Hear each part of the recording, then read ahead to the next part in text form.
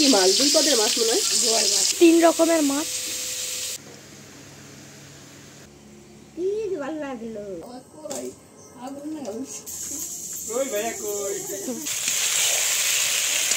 কান থেকে ধোয়া আর নাক থেকে নাল দুটো।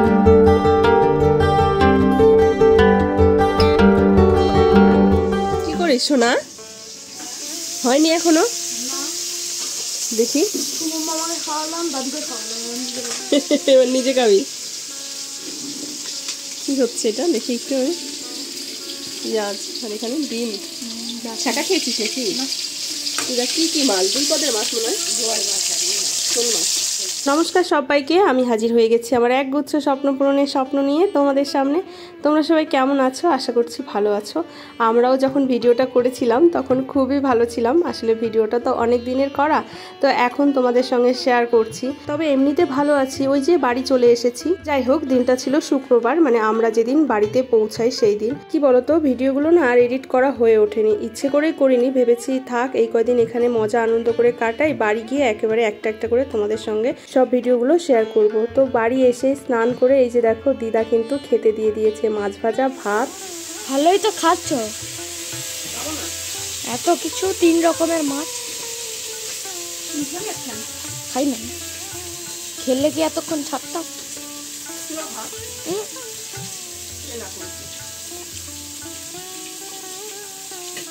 কি দিয়ে ভাত খাচ্ছিস?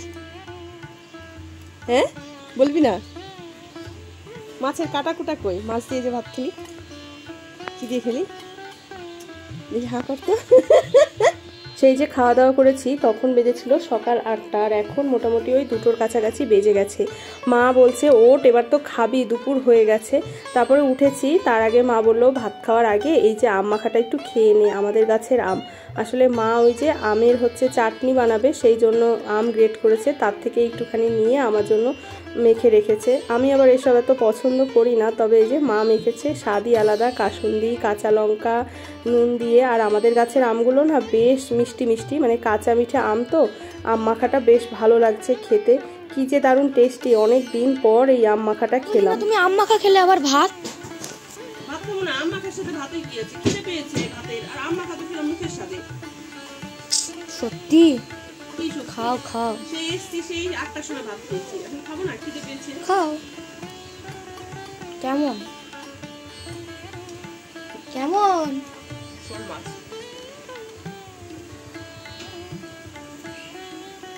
বাহ, তুমি কি সারাদিন খাও আর খাও? বাড়িতে দোয়া লাগবো না, খাও আর খাও নাকি? একদিন কি বানিয়েছে, হেভি টেস্টি জেলি চাটনি, দেখ দারুণ টেস্টি। কোনটা খেয়ে কোনটা খাম, এটা আচার আবার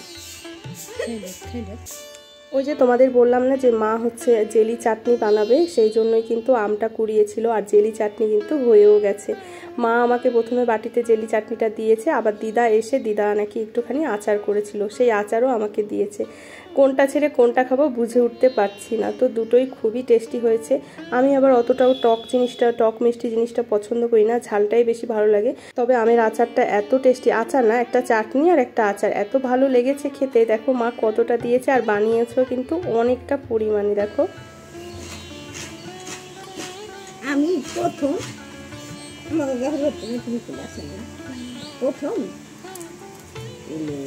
মাস্টার হয়েছে ছিল জামাই, কোথায় ওই আড়াইছি মাস্টার বাড়ি কিনবা, কার বাড়ি? এগুলো মাস্টার মাস্টার কিন্তু সনগাছ। তাই এগুলো এগুলো শুনিস না, ও হ্যাঁ হ্যাঁ হ্যাঁ, তখন উনি বাড়ি আসছিল। আচ্ছা, ওনার তো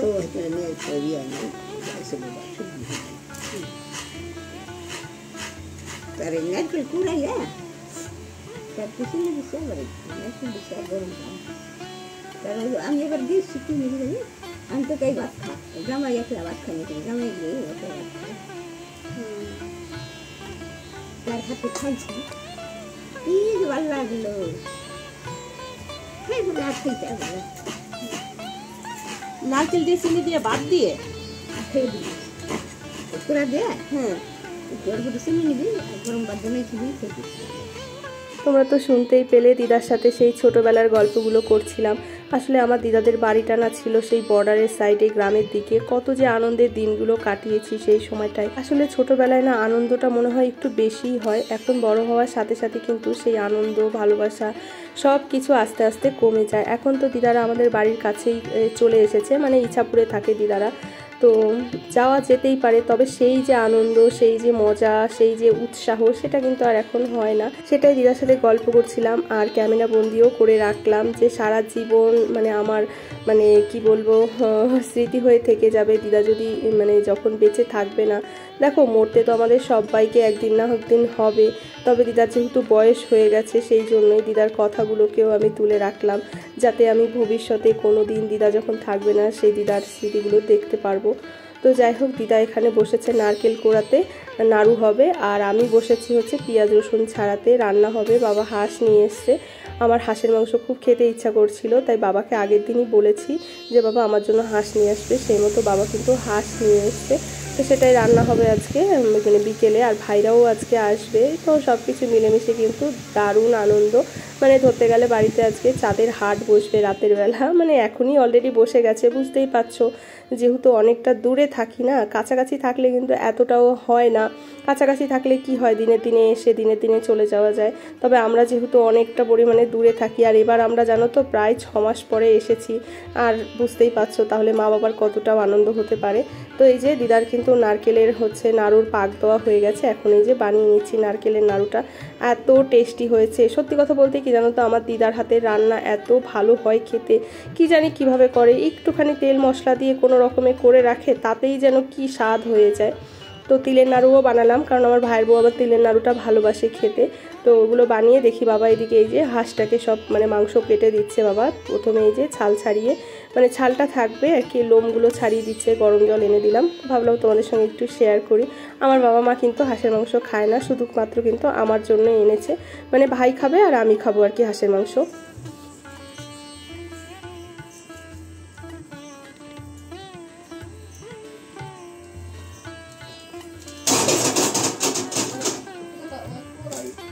সব কিছু মোটামুটি কমপ্লিট হয়ে গেছে, মানে আমার মাংস রান্না যা কিছু লাগবে সব গোছানো হয়ে গেছে।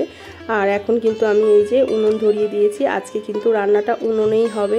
আমার ভীষণ ভালো লাগে কাঠের জালের রান্না খেতে, আর রান্না করতেও খুব ভালো লাগে। সেই জন্যই মাকে বললাম যে আমাকে হচ্ছে মানে রান্নার জ্বালানিগুলো জোগাড় করে দাও, সেই জন্য মা আবার সব জোগাড় করে দিল। আসলে আমাদের বাড়িতে না মা যেহেতু সময় পায় না, সেই জন্য কাঠে কিন্তু রান্না হয় না, মানে উনুনে রান্না হয় না, মা গ্যাসেই ঝটপট রান্না করে নেয়। আর এখানে কিন্তু 2 রকমের মাংস রান্না হবে, হাঁসের মাংস আর হচ্ছে পোলট্রি মাংস, যেহেতু আমার সোনা হাঁসের মাংস খায় না। ও মা কি করো? কেন রান্না করছি? কেন ফেলে দেবো তাই জন্য।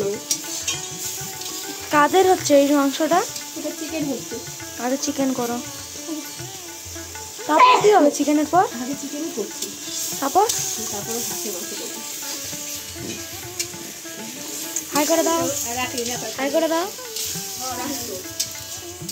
হাই করো, হাই করো।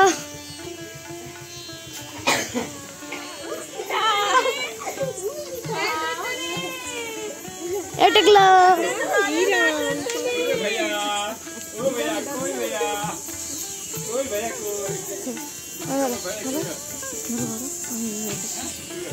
এই টন্টনি,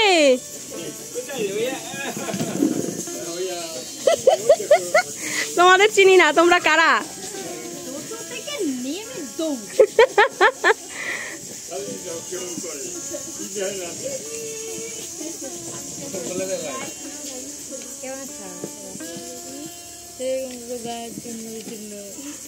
আমরা জার্নি করে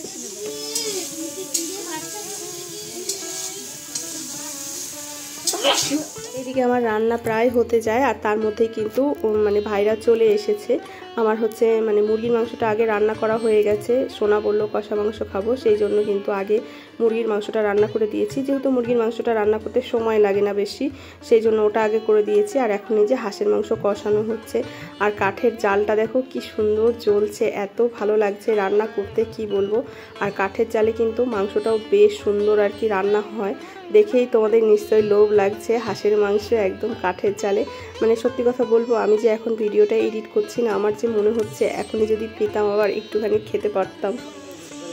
খুব ঝাল হয়েছে খুব, বাবা খাওয়াই যাচ্ছে না, তাও আমার সোনা খাচ্ছে। দেখো খাওয়াই যাচ্ছে না, তাও আমার সোনা খাচ্ছে।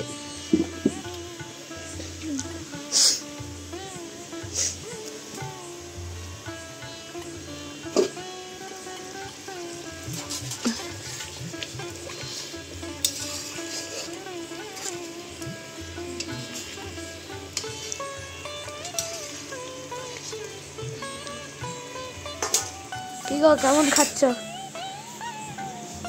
হ্যাঁ, মাংসটা খেয়ে দেখো, খেয়ে দেখো। কান থেকে ধোয়া আর নাক থেকে নাল। কিন্তু মুরগির মাংসটা রান্না হয়ে গেছে, সেই জন্য কিন্তু সোনাকে আর আমার কাকার 2 মেয়ে এসছে, ওদেরকে খেতে দিয়ে দিয়েছে মা। আর তারপরে এই যে হাঁসের মাংস হওয়ার পরে আমি, ভাই আর হচ্ছে রিয়া খেতে বসেছি এখন। তো সব মিলিয়ে কিন্তু মানে আজকের দিনটা বেশ মজা করে আনন্দে কাটলো। তো আজকের ভিডিওটাও এখন আর মানে বড় করব না, আজকের ভিডিও এখানেই শেষ করব। আজকের ভিডিওটা তোমাদের যদি ভালো লাগে তাহলে কিন্তু অবশ্যই লাইক কমেন্ট শেয়ার করে দিও। আর নতুন বন্ধু হয়ে থাকলে চ্যানেলটিকে সাবস্ক্রাইব করে দিও। ফিরে আসছি নতুন একটি ভিডিওর সাথে। ততক্ষণে তোমার সবাই ভালো থেকো, সুস্থ থেকো, সাবধানে থেকো। আর হ্যাঁ, মাংসটা কিন্তু ভীষণ পরিমাণে ঝাল হয়েছিল, আমি এরকমই চেয়েছিলাম।